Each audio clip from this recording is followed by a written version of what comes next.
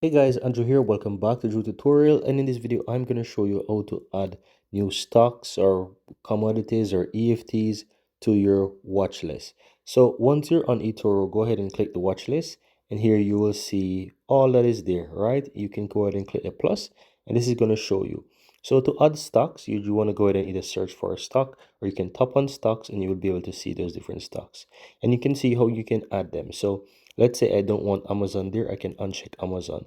But let's say I want Apple, I can check Apple, right? So this is how you can easily go ahead and add the ones that you want. Once you're finished, just simply go ahead and click on done, and it's going to be added to your list.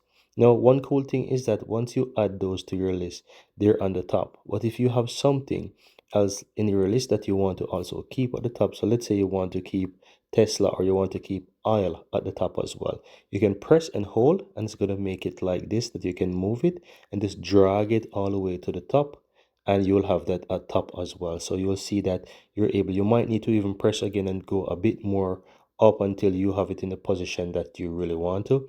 And once you have it like that, then you can be able to quickly see the top markets on your top of your watch list. And that's it, guys. Very easy and very simple. So if you're looking to add markets, add or remove markets to your watch list, this is how you actually do it in eToro.